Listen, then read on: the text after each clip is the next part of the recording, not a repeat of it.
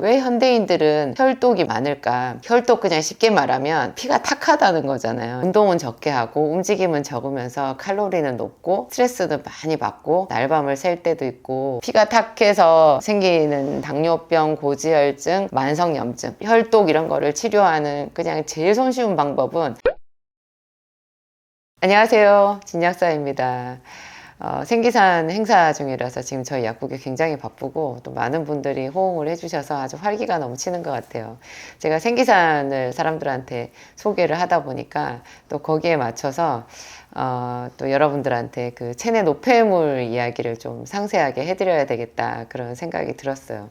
이 체내 노폐물이 본래는 그 우리 몸이 정상적일 때는 굉장히 이렇게 배출이 잘 되거든요. 체내 노폐물이 어디로 배출이 돼요? 우리 학교 다닐 때 다 배웠죠. 소변, 대변으로 나가고 땀으로 나가고 그렇잖아요. 빠져나가는 경로가 우리가 음식을 먹었는데 그 음식이 그냥 우리 몸속에서 필요한 거 다 흡수되고 마지막으로 나가는 것이 호흡으로 나가는 이산화탄소 그리고 물 뭐 이런 걸로 그리고 소변으로 나가는 요소 이런 걸로 빠져나간다라는 것이 저는 학교 다닐 때 무척 신기했던 것 같아요. 그것은 이제 우리가 먹은 음식이 완전 연소가 되었을 때 깨끗하게 완벽하게 이용이 되고 찌꺼기가 딱 빠졌을 때 그렇게 되는데요. 그것은 이론적인 것이고 실제 우리 몸에서 그렇게 완전하게 일어나지는 않잖아요. 그러다 보니까 찌꺼기가 몸속에 조금씩 쌓이게 되는데요. 이게 이제 현대인들처럼 운동은 적게 하고 움직임은 적으면서 칼로리는 높고 또 스트레스도 많이 받고 이런 세월들 또 제때 먹고 제때 자고 충분한 수면을 취하고 이래야 되는데 이게 잘 안 되잖아요. 날밤을 샐 때도 있고 또 먹는 것도 내용이 칼로리는 높지만 정제된 음식, 뭐 정제된 밀가루, 정제된 설탕, 너무 달고 너무 칼로리 높고 너무 기름지고 좋지 않은 기름 이제 이런 거를 막 먹다 보니까 이게 연료가 안 좋으니까 이제 찌꺼기들도 또 많이 생긴다고 볼 수 있고 제가 그런 이야기도 들었어요. 한여름에 우리는 다 에어컨을 틀잖아요. 그래서 한여름에도 긴팔을 입고 출근하시는 분들이 많대요. 차에, 지하철에 이런 데는 다 에어컨 빵빵하고 사무실에 가도 에어컨 빵빵하고 이러니까 약간 추워서 긴팔을 입고 이렇게 다니고 거의 책상에 앉아 있잖아요. 본래 여름은 더워야 된대요. 그래서 또 비지땀을 흘리고 운동을 막 이렇게 열심히 하거나 노동을 통해 가지고 땀을 빼면서 그래야 되는데 그래야 이게 배출이 되는데요. 이게 그렇게 제대로 안 되다 보니까 이런 것들이 전부 몸속에 노폐물이 되는 거예요. 그래서 제가 4가지 노폐물 혈독, 수독, 식독, 열독 이런 거를 말씀을 드렸는데 오늘은 제가 그 중에서 혈독에 대한 이야기를 좀 해보려고 해요. 약국에 제가 이제 한 26살 때부터 약국을 했던 것 같아요. 정말 아무것도 모를 때부터 동네 약국을 열어가지고 제가 손님들을 맞이하면서 공부를 했던 것 같아요. 약대 졸업해도 실무 지식은 너무 없어가지고요. 진짜 제가 아는 게 아무것도 없었는데 손님들이 저한테 와서 뭘 자꾸 물어요. 병원에서 먹는 약도 물어보시고 본인이 아픈 것도 물어보시고 왜 안 낫는지 물어보시고 온갖 거를 저한테 다 물어보셔가지고 그게 저한테는 정말 최고의 그 동기부여가 되고 그분들을 도와주려고 하다가 그게 수십 년 쌓여서 제가 여기까지 온 것 같은데 그때 제가 관찰했던 거 혼자 이렇게 저건 뭐지 하고 의문을 달고 고민했던 상당 부분이 나중에 보면 다 혈독에 대한 거더라고요. 제가 한방 공부도 했는데 한방에서는 그런 거를 어혈이라 그래요. 어혈로 인한 질환들이 많이 있는데요. 뭐 어혈이라는 게 그러면은 우리가 좀 쉽게 이해를 했을 때 어떤 쪽이 어혈인가? 왜 현대인들은 혈독이 많을까? 피가 깨끗하지 않고 피가 탁할까?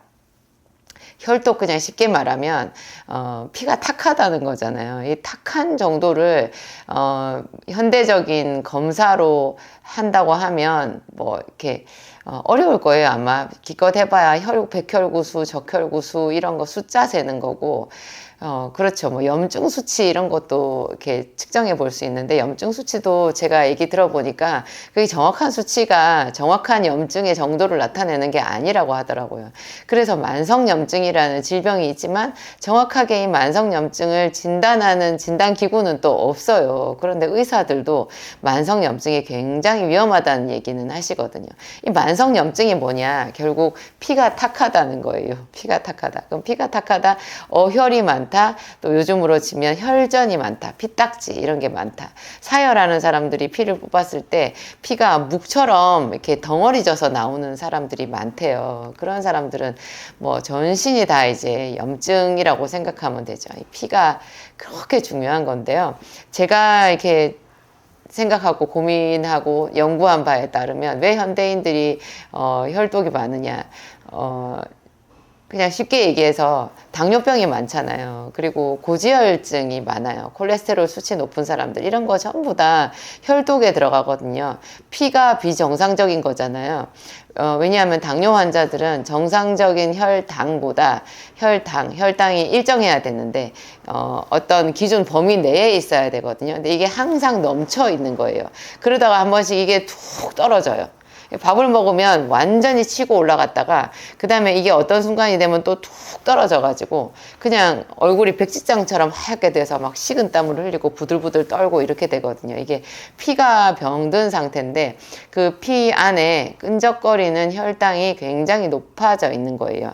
이런 거를 또 따지고 들어가면 뭐냐, 우리 몸에 지방세포가 너무 많은 거죠. 복부 지방이 있잖아요. 배에 나온 사람들이 현대인들 거의 대부분이시잖아요. 제가 매일 산책을 하는 편인데요. 제가 가는 곳은 둘레길이거든요. 한 40분 정도를 이렇게 한 바퀴 돌 수 있는 둘레길인데요. 가다 보면 맞은편에 오는 사람들, 비슷한 시간대에 오는 사람들을 늘 보게 돼요. 맞은편에 오는 사람들, 그냥 제가 무심결에 이렇게 봐도 이게 전부 다들 배가 이렇게 나와 있으시거든요. 의사 선생님들이 말씀하시더라고요. 그 복부 지방이 염증 덩어리라고 생각하면 된다고. 복부 지방 자체가 나쁜 거는 아니에요. 지방세포가 우리 몸에 저장고이기 때문에 꼭 필요하거든요. 그래서 옛날에는 왜 기름기 있고 좀 이렇게 살이 좀 있어야 그게 건강하다고 생각했는데 그게 틀린 말이 아니고요. 맞는 거예요. 그런데 현대인들은 그 지방세포가 과도하게 많아진 거죠. 그럼 이 지방세포가 어떻게 몸에 나쁜 영향을 미치느냐? 지방세포는요, 지방세포 자체가 분비하는 분비물이 있어요.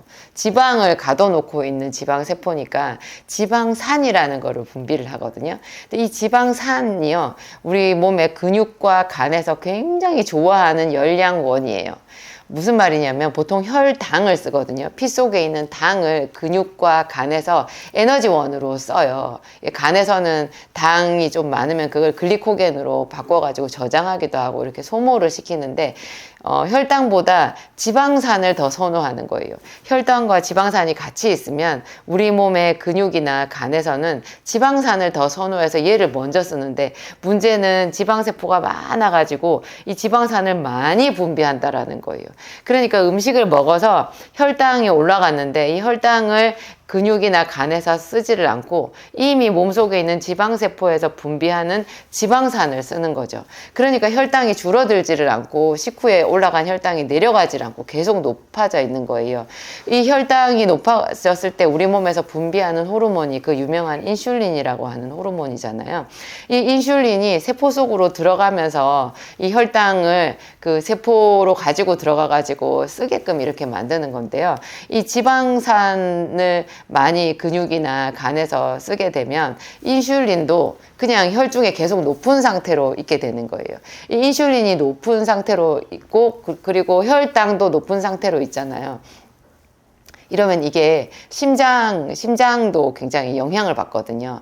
이게 심장도 영향을 받고 콩팥도 영향을 받는데 콩팥 같은 곳에서는 이게 염분이 배출이 안 된대요. 우리가 먹은 염분 그게 정상적으로 쓰이고 배출이 돼야 되잖아요. 근데 이게 배출이 안 되고 혈 속에 쌓여 있게 되는 거예요. 그러면 염분 높고 혈당 높고 인슐린 높고 이러잖아요. 그러면 교감신경이 흥분이 돼가지고 혈압이 올라가고요. 또 심박수가 올라가는 거예요.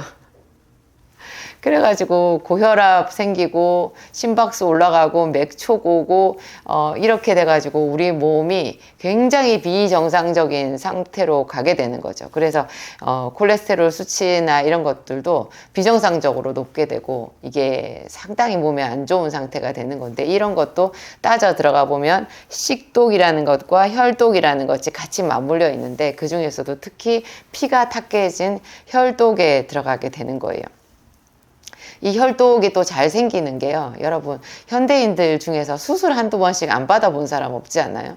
거의 다 수술을 받으셨어요. 게다가 제 나이 정도 먹잖아요. 제가 지금 50대 중반인데 이 정도 뭐 60대, 50대, 60대 이렇게 되면은 거의 수술을 안 받아본 사람이 별로 없고, 또 한 번 받은 분들은 한 번에 그치지 않고 몇 번씩 수술을 받은 사람들이 많거든요. 여러분, 한 번 수술을 하고 나면 아무리 의사들이 간단한 수술이라고 하더라도 말하더라도 그 수술이 내 몸에 미치는 영향 대단하다는 거 경험해 보신 분들은 다 알 거예요. 수술 후에 회복이 참 어렵고요. 그 이전 수술하기 전과 이후가 확연히 다르다는 거 다 느끼시거든요. 그 다른 이유가 뭐냐? 단지 수술할 때 출혈이 있어서 뭐 체력 소모가 있어서 그런 게 아니고요. 수술을 할 때 우리 몸에 굉장히 많은 그 어혈이 생겨요. 우리 몸의 내부 장기나 이 몸 속에 있는 것들이 이 공기 중에 있는 산소에 노출이 되는 거예요. 그래서 산화가 일어나요. 그러면서 피가 이제 산화되어 버리는 거죠. 우리 산화가 안 좋다라는 얘기 많이 들으셨잖아요. 그래서 비타민 C가 우리 몸에 좋은 이유, 항산화제, 활성산소를 억제해서 항산화제 역할을 해주기 때문에 비타민 C가 그렇게 건강에 기여를 많이 한다, 이렇게 배웠는데, 그 반대로 우리 몸이 수술할 때마다 엄청나게 많이 산화돼 버리니까, 특히 혈액이 산화되니까 그 산화된 혈액이 전부 어혈이 되는 거예요. 그리고 또 제가 봤을 때는 담배 같은 거 있잖아요. 담배를 피면 그 담배 연기가 우리 몸에서 이 피떡을 엄청 많이 만드는 것 같아요. 실제로 담배를 피는 사람들은 혈관이 좁아지거든요. 그리고 피가 굉장히 안 좋아져요. 그래서 담배를 피는 사람들은 벌써 위장병부터 피해갈 수 없거든요. 위장관, 보통 담배 피면 사람들이 폐 쪽만 생각하시는데요, 위하고 장도 굉장히 영향을 많이 받아요. 입에서부터 이게 혈관이 오그라드니까요. 그리고 그 담배 연기, 그게 대단한 산화제잖아요. 산화, 우리 몸을 늙게 만드는 거예요. 그냥 연기에 다 그을려 버리는 거죠. 그렇게 생각하시면 되는 것 같아요. 이 담배도 피를 탁하게 만드는 굉장한 주범이고요. 그리고 여러분, 호르몬제, 여성들 피임약도 호르몬제고요. 갱년기 되었을 때 갱년기 증상 완화제로 쓰는 호르몬제 있잖아요. 이게 피떡을 어마어마하게 많이 만들어요. 그래서 그 호르몬제 그 약 설명서에 보면요, 경고 이렇게 해가지고 나와 있는데, 그게 혈전증으로 해서 그게 생명이 위험할 수 있다라는 그런 경고가 거기에 분명히 있거든요. 제가 산부인과 밑에서 약국을 한 적이 있었는데, 호르몬제가 항상 나가요. 이렇게 약사 입장에서는 되게 간편하기도 해요. 이렇게 조제포에 담지도 않아도 되고 그냥 곽채로 이렇게 탁 주면 그게 그냥 조제가 되니까 편하기도 한데, 그게 저는 굉장히 힘들었어요. 왜냐하면 그 호르몬제가요, 이 혈전증 때문에 굉장한 부작용을 가지고 있는데, 드시는 분들은 계속 먹잖아요, 길게. 근데 제가 약사로서 그 복약 지도를 할 수가 없는 거예요. 복약 지도라는 게 결국 그 약의 위험성에 대해서 설명을 해주는 건데, 의사 선생님이 저기서 이거 먹으면 치료된다라고 말한 그 약에 대해서 내가 안 좋다고 말을 해야 되는 거잖아요. 근데 그 말을 안 했을 때 나중에 만약 그 환자가 보기 드물게 어쩌다가 운이 나쁘게 그 혈전증으로 인해서 어떤 치명적인 뭔가 위기 상황이 만들어지잖아요. 그러면 저한테도 조사가 들어와요. 그 호르몬제의 부작용에 대해서 설명을 했는지. 그거를 안 한 게 되면 저도 처벌을 받거든요. 아무 문제도 안 생기면 괜찮은데, 환자가 그걸 먹고 그 경고 문구에 나와 있는 그런 어떤 부작용 증상이 나타났을 때 그게 이제 문제가 되면은 저도 굉장한 하여튼 조사를 받고 이제 주의 의무 위반으로 인한 그죠. 네, 직업상 주의 의무를 다하지 않은 그런 범법자가 될 수 있는 게 있어가지고 제가 무지무지 마음이 불편했던 기간이었어요. 그때 산부인과 밑에서 약국할 때. 저는 정말 호르몬제 권하고 싶지 않은데 하여튼 그렇습니다. 이게 이 호르몬제가 그렇게 우리 몸에 어혈을 많이 만들어요.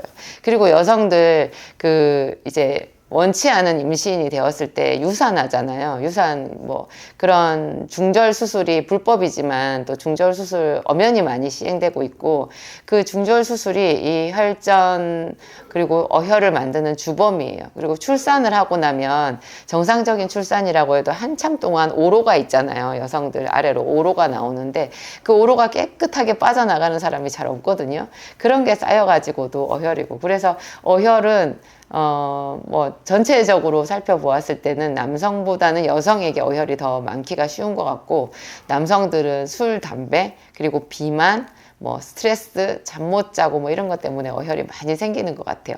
근데 뭐 어혈 그래서 어떤 사람들은 피를 맑게 한다고 병원에서 그 혈전이 생기지 않게 하는 주사를 맞으시는 분들이 있는데, 제가 뒷골 잡았어요. 세상에 그런 생각을 하다니. 그런 거를 피를 맑게 하는 주사라고 주시는 병원도 그건 좀 아닌 것 같은데, 제가 그런 생각이 들었고, 피를 맑게 한다라는 것은 그야말로 깨끗하게 한다라는 뜻이지, 그게 혈전을 없애는 것은 아니에요. 여러분, 혈전이요, 우리 몸에 정상적인 수준으로는 필요해요. 그거를 다 없애버리잖아요. 그러면 여러분, 혈관이 터져요. 혈관 터져, 이게 뇌의 혈관 터지면 그게 뭐예요? 그게 중풍이에요, 여러분. 죽을 수 있어요. 반신불수가 올 수도 있고. 위장에 전에 제가 출혈이 난 사람을 봤는데요. 그분이 병원에서 항혈소판 약, 그러니까 항혈액 응고제를 처방을 받으시는 분이었어요. 혈전 생기지 않게 약을 쓰는 사람들, 뭐 심장병이 있거나 그런 뭐 뇌졸중이 있었거나 그런 사람들은 항혈전제 쓰잖아요. 근데 그것의 치명적인 부작용이 이제 혈관이 터지는 거거든요. 근데 그게 이제 어떤 분은 보이지 않는 곳에 이게 위장관에 혈관이 터져가지고요. 그분 돌아가실 뻔했어요. 그 약 부작용으로. 위장관 안에 피가 고여 있는데 이게 안 보이잖아요. 계속 몸에 뭔가가 이상한데 그거를 하여튼 이분은 운이 좋게 그 원인을 잡아내가지고 그렇게 좀 처치를 했기에 망정이지. 그래서 제가 혈전제 그분은 드시면 안 된다고 그런 말을 드렸거든요. 이 어혈을 치료하는 방법들이 따로 있어요. 일단은 제가 제일 쉽게 말씀드리면 어혈 때문에 전신에 문제가 있는 사람, 뭐 고지혈증이나 당뇨병을 비롯해 가지고 피가 탁해서 생기는 여러 가지, 또 그렇죠. 피가 탁해서 생기는 증상을 제가 아까 또 만성염증 얘기를 했잖아요. 그러니까 당뇨병, 고지혈증, 만성염증. 만성염증은 겉으로 나타나는 증상은요, 사지, 저림, 통증 같은 거예요. 굉장히 몸이 아프대요. 아침에 일어났을 때 정말 이 다리를 하나 움직일 수 없을 정도로, 그리고 좀 누워 있으려고 해도 다리가 저려가지고 팔다리가 저려서 누가 막 주물러 줘야 되고 하는 거, 그거 만성염증의 대표적인 증상이거든요. 그리고 뻑하면 머리가 아픈 사람들, 그런 사람들, 그리고 혈액에 혈구 이상이 온 사람들이 있잖아요. 적혈구 이상, 백혈구 이상, 이런 게 온 것들도 거의 다 만성염증으로 이렇게 진단을 할 수도 있어요. 볼 수도 있어요. 근데 그런 사람들이 병원에서는 이 만성염증에 쓸 수 있는 약이 없거든요. 그리고 당뇨병도 사실은 치료제가 없는 거예요. 여러분, 치료제면 일정 기간을 먹고 딱 나아야 되잖아요. 근데 당뇨병은 평생 먹어야 되는 약이라고 하거든요. 그리고 제가 당뇨병 약을 많이 이렇게 조제를 해봤는데, 그런 사람들을 뭐 몇 년씩 이렇게 정기적으로 약 타러 오셔서 조제를 해서 주다 보면은 당뇨 약을 졸업하시는 분은 제가 거의 못 본 것 같아요. 자꾸 약이 늘어요. 그래서 참 제가 마음이 아팠어요. 고지혈증도 의사 선생님들이 그냥 계속 먹으라고 하시거든요. 그게 무슨 보약인 것처럼. 근데 고지혈증 약은 제일 치명적인 부작용이 전신의 근육을 녹여요. 근육을 녹여서 그게 횡문근 융해증이라고 하는데요. 몸이 아파요. 그 아픈 원인이 근육이 녹아서 그런 거니까 여러분, 그거 근육 녹는 거 참으면 되는 거예요.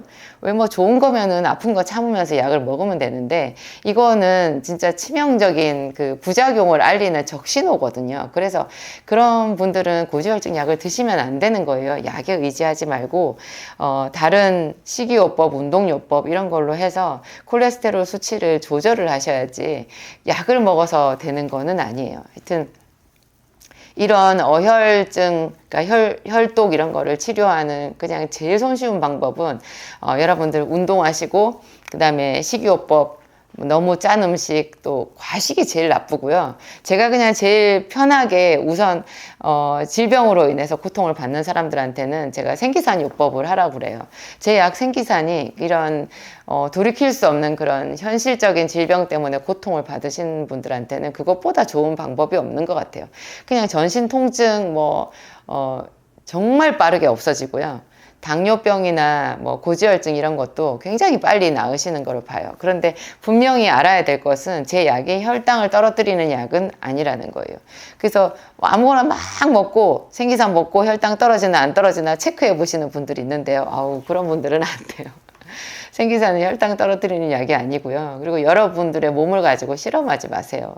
그런 거 아니고 제일 기본은 여러분들이 스스로 노력을 하시는 거예요. 잘못된 식습관 고치고 무엇보다 과식, 운동 부족 이런 거 교정해야 되겠죠. 교정을 하면서 정말 성결한 마음으로 엄숙하게 자기가 살아온 삶의 방식을 돌아보면서 자기 인생을 교정하는 것부터 시작을 하면서 제가 드리는 뭐 생기산이나 그 부족한 그 부분에 대해서 생기산이나 비타민 요법을 병행하시는 거예요. 살아보니까 저도 뭐 아직 70 되려면은 멀었고 저보다 훨씬 나이 많으신 분들도 많이 있겠지만 저도 많이 아팠고 죽음의 골짜기를 몇 번 통과했고 뭐 그런 식으로 저도 나름 제 나름대로 경험이 있다고 보잖아요. 그랬을 때 인생은 여러 번의 이런 이렇게 어떤 기점이 있는 것 같아요. 좀 살아가는 방식을 한 번 더 되돌아보고 점검하고 재정비해서 새롭게 마음을 바꿔가지고 새 방식으로 살아가야 되는 때가 있는 것 같아요. 분기점 같은 거 있잖아요. 그런 게 있어요. 그래서 이게 내 몸에 이런 만성염증이 오고 또 이런 혈독이 혈전증 뭐 이런 것 때문에 치명적인 병이 생겼다 하면 그게 죽기 전에 너 이렇게 계속 가면 죽는다. 네 몸을 네가 좀 살펴봐라 하는 그런 어떤 신호거든요. 우리가 빨간불 켜지면 차 운전하고 가다가 스톱하잖아요. 그것처럼 내 몸에 빨간불이 켜졌을 때 다른 어떤 것 원망하는 거 다 내려놓고 누구 때문 뭐 때문 이렇게 하지 말고 자신을 돌아보는 게 굉장히 중요한 것 같고요. 그리고 공부도 해야 돼요.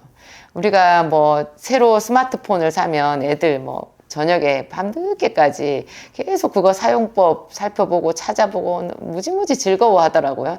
근데 이 몸에 대해서는 우리가 뭘 알겠냐는 거예요. 그냥 다이어트를 한다 그러면 왕창 굶고 막 몸을 학대해가지고 살 쫙 뺐다가 그 다음에 또 먹고 싶은 거 왕창 먹어가지고 확 찌고 막 이런 사람들 제가 보면 저 사람 뭐지 저거 자기 몸을 가지고 장난하나 그런 생각이 들어요. 우리 몸이 얼마나 정교하냐고요. 이 몸을 가지고 앞으로 내 수명대로 살려고 그러면 중간에 좀 몸에 대해서 공부도 해야 되는 것 같아요. 그래서 제 영상이 여러분들한테 좀 그나마 인기가 있고 관심을 받는 거 아닌가 그런 생각을 제가 합니다. 하여튼 생기산은요, 혈독, 수독, 식독, 열독 이 네 가지 우리 몸의 노폐물을 제거하는데 가장 탁월한 효과가 있어요. 그거는 제가 약을 만들어 놓고 여러분들한테 선포하는 게 아니고 전혀 아니고 저는 이 약을 그런 용도로까지 쓸 수 있다고 생각해 본 적이 없고 그냥 저는 단순하게 이거 급성 장염이나 아니면 술독 때문에 그게 이제 주독이 생겨가지고 막 토하고 설사하는 사람들 그런 사람들한테 이렇게 썼을 때 단기간에 썼을 때 잘 듣길래 그냥 그런 정도의 약인 줄 알았거든요. 근데 이 약을 쓰다 보니까 이게 신기하게 혈관을 청소하고 혈액을 맑게 하고 이런 것들이 그냥 사람들이 먹어봐서 그 결과 때문에 제가 알게 된 거예요. 이 약을 여러분들 때문에 제가 발견하게 되었다라고 제가 그렇게 말씀드리는데 그러니까 더 정확하지 않겠어요? 만든 사람이 뭐 이렇다라고 말하는 것보다 이게 임상이 결과가 이런 효과가 있다라는 것을 입증을 해준 거니까 진짜 신기한 것 같아요. 이게 열독, 수독, 식독 뭐 이런 것들이 있잖아요. 혈독 이런 거를 가장 빠르게 이렇게 처리를 해주더라. 그래서 그 엄청난 통증 뭐 그런 거 있잖아요. 그리고 당뇨, 합병증 이런 것이 치료되는 거를 봤을 때 경이롭다라는 그런 말씀을 드리죠. 저도 이제 유방암 수술을 하고 또 항암도 한번 했잖아요. 항암을 하니까 그냥 피가 완전 다 타들어가 버린 거예요. 제가 죽은 사람처럼 됐었어요. 근데 저를 그래도 이렇게 견디고 지금 방송 활동을 계속 할 수 있게 살려준 것은 제가 만든 약이거든요. 다른 거는 먹을 게 없었어요. 제가 뭐 제약밖에 몰라서 그런 게 아니라 제가 수십 년 동안 약을 연구했는데 항암제로 인해서 손상된 몸을 회복하는 데는 제약밖에 없더라고요. 그래서 그냥 제 거 생기산 그리고 진짜 열독이 심한 사람은 소생기산 이런 거 먹어야 되는데 소생기산이랑 비타민 C 그 다음에 요즘에는 원데이 나오죠. 제가 비타민 요법 하면서 B, 마그네슘, 뭐 오메가3 이런 거 말하잖아요. 비타민 C랑. 근데 B, 마그네슘, 오메가3 이거를 한 포에 넣어둔 원데이 멀티팩이 있거든요. 이거 원데이 멀티팩 많이 활용해 보세요. 그냥 B 따로, 마그네슘 따로, 오메가3 따로 먹을 수도 있지만 이 원데이 멀티팩을 생기산 한 포랑 같이 이렇게 복용하시면 굉장히 좋고 원데이 멀티팩은 말 그대로 하루에 한 번만 뭐 많이 드시면 2번까지 먹을 수 있고요. 하여튼 그렇습니다. 생기산은 하루 3번 먹죠. 여러분들 그 혈독으로 인해서 망가진 여러분들의 몸이 회복되는데 제 영상이 좀 도움이 되었으면 좋겠습니다.